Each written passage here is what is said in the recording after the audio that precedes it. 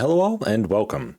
Today I wanted to put together a little guide to help everyone get started in Sanctuary. Just some of my thoughts, and I've also got a couple, not necessarily builds, but to get you thinking about how to start your character, because remember, between like level 1 and I think it's about 15, we can re-roll and respec our character for free, so it doesn't cost us any gold. So by all means, that's the time to start playing and fiddling with your build and start to get an idea of where you're headed. Now, granted, you may get new aspects, new legendaries that may change that up a little bit, or maybe you want to go that way and try it. By all means, you should have enough gold to do that early on. Shouldn't be a problem. One of the things I did want to go over, though, is the discussion between should I go Adventurer or Veteran? My thought process is Adventurer, well, yes, it's the easy mode, if you want to put it that way. Start out there because there's no major benefit unless you're going to be trying to speed run everything. But I mean, it just came out, enjoy the campaign, right? But if you're trying to speed run through everything, you may want to go Veteran just because you get 20 extra XP from killing monsters, not from quests, not from anything else, just killing monsters, and 15% extra gold. But if you start out on Adventurer, go that way a little bit. If it starts to become easier, which my guess is most classes between 10 and 15, you should start to do fairly well for yourself. At that point, if you feel the need, switch over to Veteran and go from there. But here's another thought. If you're playing with friends, switch it over to Veteran, because not only are you getting the 20 extra XP from being on Veteran, you get 10 extra XP from being in a party. So there's where it could benefit you. Again, it's not going to help you on quests, but you guys should be able to clear content a little bit faster because you're all working together. I noticed this when I was playing with just one other person. We were able to clear stuff pretty fast, and we were running on Veteran. I mean, I played Veteran all the betas I've played in. Server Slam, the open beta, the reserved beta, whatever. I played it all on Veteran. Initially I was thinking, oh, I'm going to get better drops. Then I found out it doesn't help. So start an Adventurer. If it starts to get too easy, pump it up to Veteran. On that, I just want to make sure everyone knows, enjoy the storyline, take your time going through it. We have probably about a month and a half to 2 months before the actual season starts. There's plenty of time to go through the story, enjoy it, and then, start grinding that end game stuff. Once we get through the story, the only thing left to do is grind out gear, right? So let's wait until then to do it. So first up, I wanted to go over some builds here. I say builds, they're build/guides. It's just my thought process of how to make it easier for you guys to start out. And like I said, between 15 to 30, you'll probably start to get an idea of what type of build you like for each class. Go that direction. I'm just trying to make it a little bit easier. Each one of these does go up to 30.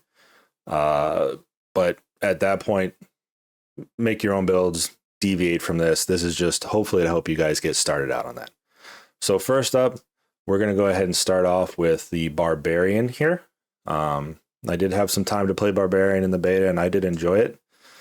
So first up, I went ahead and we're going to go with Frenzy. Now, the reason I did this is you get a lot of attack speed. You get up to a 60% increase in attack speed, right? On the second one here, you get attack speed. It also generates more Fury. So we're going to generate Fury faster so we can use some of our other skills more often. As well as you get 8% damage reduction per each stat.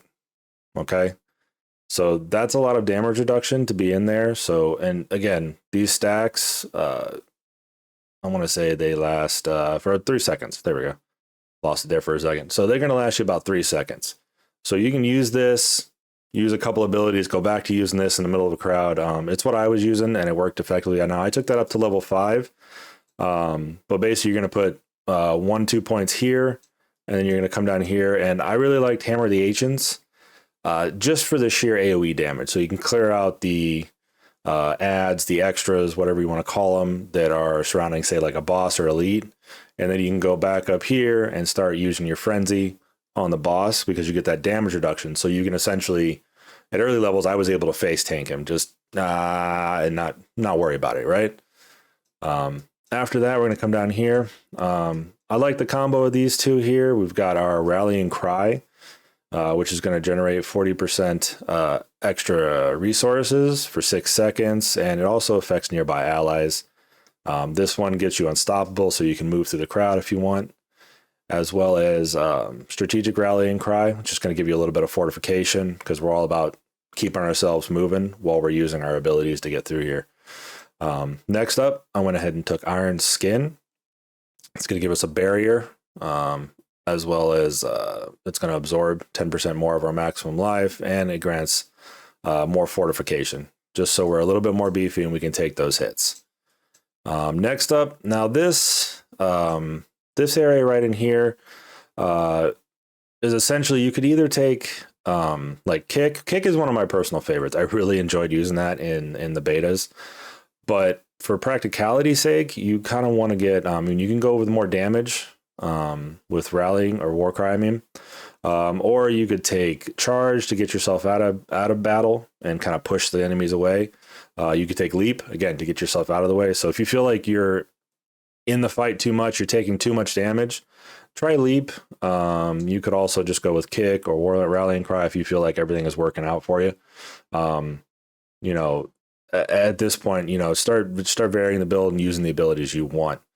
And then the last but not least, I went ahead and took Death Blow. I just really like that, and the fact that it does a boatload of damage helps out too, you know. Against bosses, it's going to deal 100% increased damage, so it's nice every 15 seconds or so. And if there happens to be ads in there, you could use that to kill one of the ads. It's going to reset its cooldown and then move on to another one. Plus, you get a little bit of fury inside that. Now, you do have at around 25 or so, I want to say, you can dip down into here and grab one of your ultimates. I chose not to, just because I wanted to have a few more abilities on there to use. But like I said, this is just my thought process, how to keep myself going. Obviously, I have other builds that I wanted to try out with this, but this is going to get you to a point where you're able to kind of deal with content and make it a little bit easier to deal with some of the bosses and whatnot, keep you up and keep you moving. All right, so next up, we have the Necromancer. Now for the Necromancer, I had to think about this one for a little bit, but I think, at least in my opinion, one of the most optimal ways you can go early on is going to be using your minions and your corpse generation to do extra damage. Once you start getting gear drops and legendaries and whatnot, you can always change this up. Again, just my thought process for this. I went ahead and started out with Reap, just because it's a large sweep, so it's going to take care of the largest amount of crowds when they come up to you, as well as Enhanced Reap. So you get a little bit of attack speed in there. And then this one here, this is what's going to help us form the corpses. It can occur once every 5 seconds, but that's still helpful for us. I did come down here into Blight. I do really like Sever, as well as, say, like Blood Nova. But this one here, if you go with Blight, again, it's gonna deal an area damage once it hits them, and then it's gonna slow them. And then if you take this one, your minion is going to deal 15% increased damage, and I wanted to buff the minions because they're going to be helping me a lot. I also went ahead and took 1 point into this, just so we have a 4% chance, really, of dropping a corpse. So again, it's going to create more corpses for us, as well as helping our minions do all extra damage. I did put a few points into here to ups our essence and our core skills deal a little bit more damage. You can come back and do those later on if you want to grab some abilities first. That's just what I was doing. I did do Corpse Explosion just for the extra damage in there, because our minions probably aren't going to be tearing through stuff too fast right at the start. But we got our points in Corpse Explosion. This increases the radius here, and then Plagued Corpse Explosion. You deal 8% increased damage to enemies that are slowed, stunned, or vulnerable. So again, we're going to slow them with this. So if you hit a crowd with that, one of them dies, you pop a Corpse Explosion, it's going to deal some extra damage. Of course, we're buffing our skeletons here. We get up to increased damage and life by 45%. Consuming a corpse here gives us 3 extra essence, so we're always regenerating our essence, as well as we do a little bit more damage after we consume a corpse.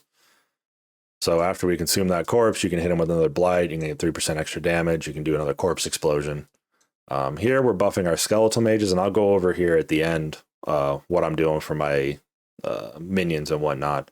So we put our 3 points in there since we're trying to buff those guys to get us through everything. I grabbed Corpse Tendrils. Now, I like this one because it's essentially a crowd control ability. Plus, you're also stunning. So if we come back up to here, we're going to be doing more damage to them if they're stunned, slowed, what have you. So you've got 3 seconds. So say you kill one of them off the bat, pop a Corpse Tendril, pulls everybody in, stuns them, hit them with a blight, you're doing more damage. Your minions are doing more damage. And this one also slows them when they're being pulled in, and this one makes them vulnerable for that extra 20% damage. Again, you can get down into here, but I didn't really go down in here for anything except for my golem. I wanted to buff his damage and life so that all of my minions have a buff to them. And again, this is just something to get you guys going. By all means, change it and make it your own. As far as my minions go, I was using the skeletal defenders. So basically they have a chance to negate direct damage. Keep them up a little bit longer since they did. Whether or not they're going to get a buff at the release or not, we don't know. But this just helps them stay up a little bit longer. I went with the cold mages, and every primary attack, I gain 2 essence, so we're always gaining back essence to be able to cast. And then my golem, he takes up to 20%. Each time the golem takes up to 20% of his maximum life as damage, it sheds a corpse. So again, we're just making more corpses for ourselves. All right. Next up, we have the rogue. So the rogue is a little interesting, at least for me it is, because you have an option. You can go either ranged or melee in that. Now, I did a melee one. I enjoyed the melee a little bit better when I was playing it. Excuse me. But simple swap out of a few abilities can make this range, and it still all works. I went with Invigorating Strike, just to up our energy regeneration. It does damage to crowd controlled enemies, and you get an 8% lucky hit chance when you're dealing with crowd control or injure enemies. So just more damage. Now, if I was going to do range for this, it's kind of a toss up for me between Forceful Arrow or Heartseeker. I like Heartseeker just for the crit in it. But any one of those, you could take those and grab those abilities. That would be a good ranged. Down here, of course, we had to go with Twisting Blades because it's amazing. Enhanced Twisting Blades and then Advanced Twisting Blades. It's just lowering our cooldown, and yeah, it's just really good. Now, if you were going to go ranged on this one, I would suggest definitely taking Rapid Fire. It's just a really good, if not single target, you can take out a group as they're coming if you're firing it off. If you're having trouble with large groups, you could take Barrage as well. I might take both of these if I was doing ranged, just so I could take both of these, because if you don't know Twisting Blades, if you put it in somebody and say like dash away, then when the blades release and comes back to you, they're going to deal damage to everybody in between you. So that's something nice to have there. Just at early levels, I took both of the movement speeds here just to keep us mobile, because we don't want to get stuck down or by all means stand still long enough for something to hurt us because we're squishy. And I only put 1 point in here just to have it. You could move this around. Again, you could take all these points and put them into Shadow Step if you wanted to. I like Dash just because we can get a couple dashes in there. Gives you 2 charges out the bat. Next up, I went ahead and went with the Poison Trap. I'm a fan of poison. I did play around with Smoke Grenade in one of the betas and making them dazed. There it is. So if they're already slowed, which if you come through here with this one, you can slow them. So you dash through them, they're slowed, you drop this on them with Subverting Smoke Grenade, and it's going to daze them for 20 seconds or 20%. Blah.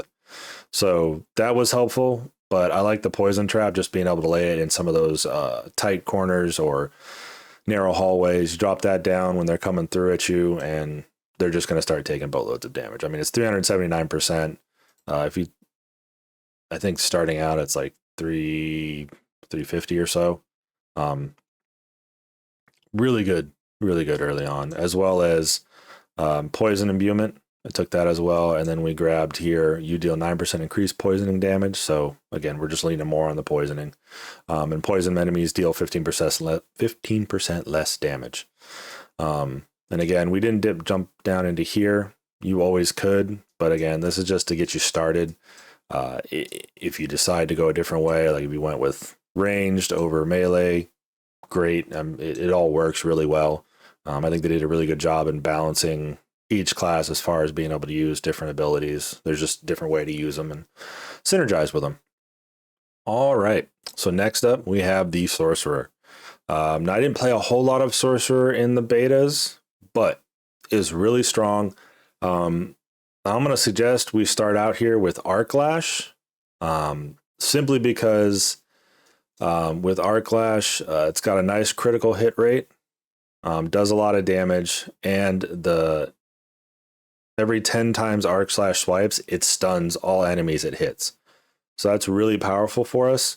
The fact that it's going to be able to stun everybody. Now, my personal favorite, I really like Spark here. I like to be at a distance with my Sorcerer, but this is a really strong choice. I would recommend it, but by all means, like I said, up to level 15, you can start respeccing for free. So try them out, see what you think. You could also go with any one of these options, and I'll go over what's going on here in a few minutes. If you want to build like a Cold Mage, Fire Mage, go with that. I really enjoy the lightning in this game, and the shock. I also like the crackling energy. I've seen some videos out there where people are recommending not to go with it. It's not good. But it's extra damage. Like, it's extra free damage. At least that's how I see it. So, and don't be fooled by Spark here. I mean, it says it's dealing 8% damage, but it's per hit, and it hits 4 times. And it also has a chance of hitting your main target plus 3 other targets behind it, and it'll do 6% damage to those.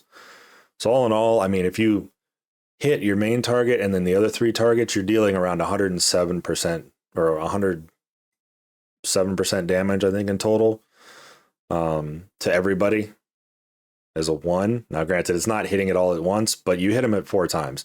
So if you've got a large group coming at you, when I was using it, it procced most of the time. Like, it was just hitting and proccing.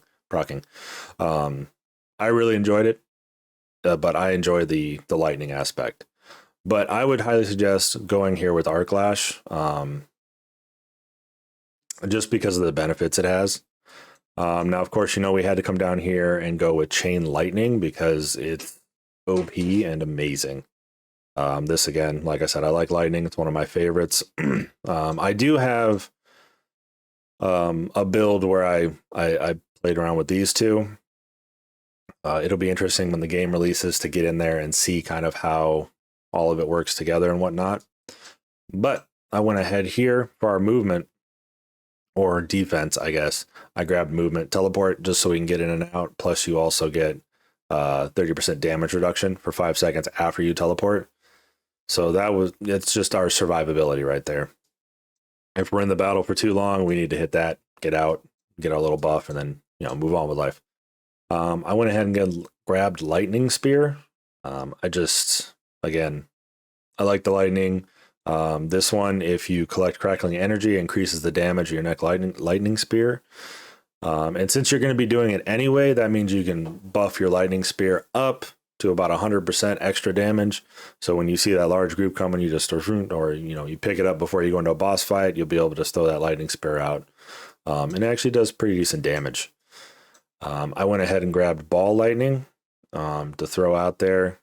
This one has a chance to stun after it hits 50 times. I know what you're thinking, 50 times, but when you throw it through those big groups, it's hitting everybody multiple times. So that 50 is going to go by like that. I wasn't sure. I saw that and I was like, how often is that going to proc? I tried it. It may not proc in, like, say, the first group you come across, but when you hit that second group, you're going to see some magic. I did come down here and put a point into our unstable currents. We just had some extra. Normally, I probably would have gone into the Hydra, but they did kind of nerf it down there. Now, again, you can always put it into Hydra if you want.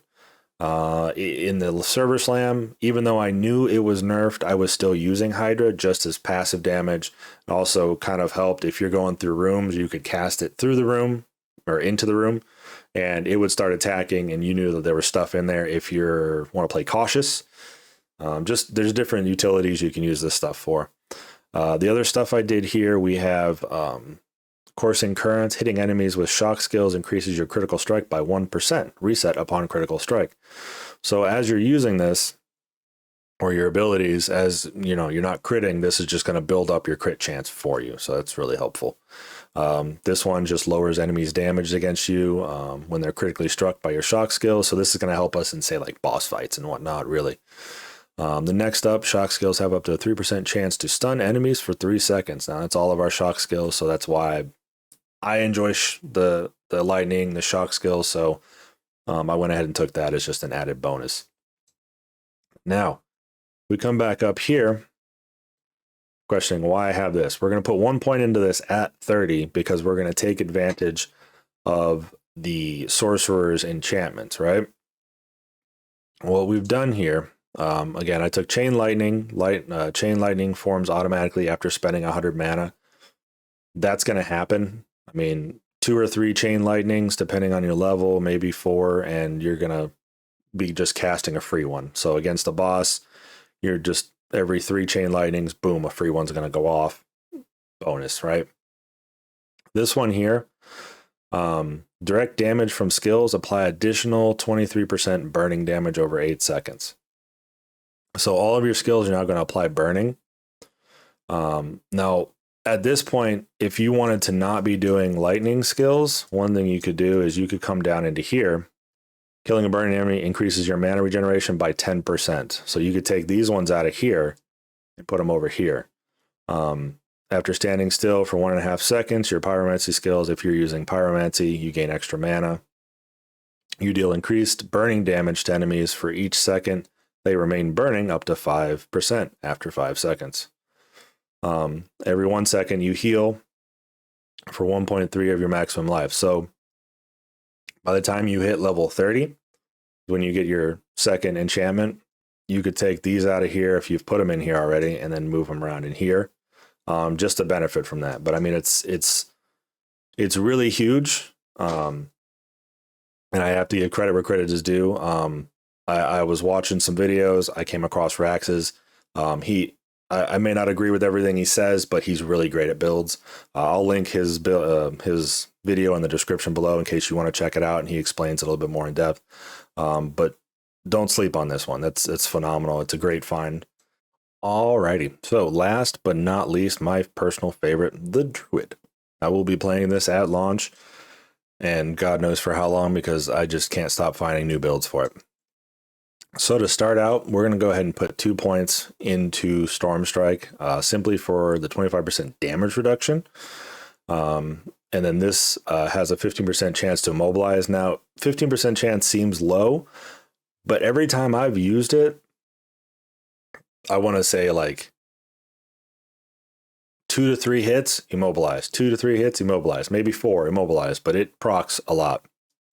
We'll eventually come up here to make everyone vulnerable so that we can do a little bit more damage. Now I am going to grab Pulverize here and Raging Pulverize, so basically we can overpower it and stun everybody. This is essentially a pet build to get you going.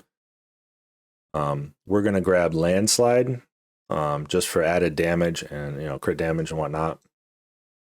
I did put some points here for maximum spirit and just to generate more spirit so that we don't run out too much.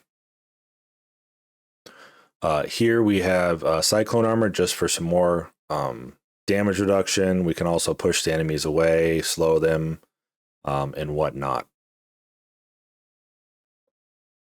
Next up, we get down here to the good stuff. Right around here, it's, I want to say around level 11, 13. We're going to put points in our Wolves. And then you want to get up here to at least this one, Enhanced Wolves. Once you get to that point, you can choose to put points in here if you want. But I would go with your Vine Creeper. all the way down to your ferocious poison creeper, because this is essentially going to double the damage. Your vine creeper goes for 3 seconds. Sorry. When you activate them, it goes for 2 seconds. Then this adds an extra 3 seconds on them, essentially almost doubling it. So that's going to help you, your damage output. Plus this immobilizes them while poisoning them. And this right here, whenever we immobilize, we stun, we slow, we poison, our wolves are just going to do more damage. Wolves, I would suggest if you've got an elite or a boss that's giving you some trouble, you know, pop your your poison creeper, big words, pop your poison creeper, and then when you're down to the boss and he's still poisoned, activate your wolves and just send them to town. They're going to do work for you.